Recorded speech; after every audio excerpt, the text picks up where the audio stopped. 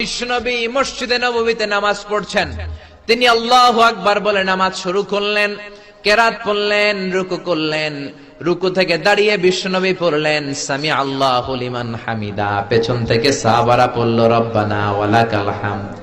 এক সাহাবী বাড়িয়ে অতিরিক্ত পড়লেন হামদান কাসীরান তাইয়িবান মুবারাকান ফি, ফিসফিসি আওয়াজে পড়ার কারণে বিশ্বনবীর কানে এটা চলে এসেছে।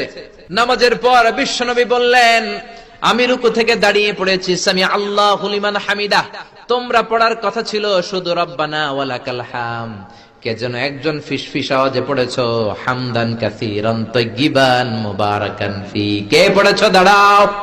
কোন সাহাবী দাঁড়ায় না, ভয়ে। বিশ্বনবী অভয় দিয়ে বললেন, কিছু বলবো না, কে পড়েছো? দাঁড়াও।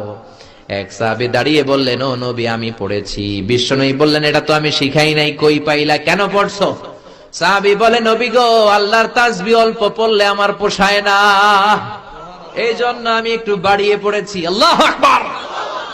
বিশ্বনবী বললেন, ভয় পেও না, বিচলিত হয় না, নামাজরত অবস্থায় আমি দেখেছি বিদউ ওয়া সালাসুনা মালায়েকা, 30 জনেরও বেশি ফেরেশতা তোমার এই অতিরিক্ত তাসবিহর সওয়াবটা কে লিখে লিখে আল্লাহর দরবারে পৌঁছে দিতে পারে, তারা আকাশের মধ্যে কে আগে নিয়ে যেতে পারে প্রতিযোগিতা করছিল।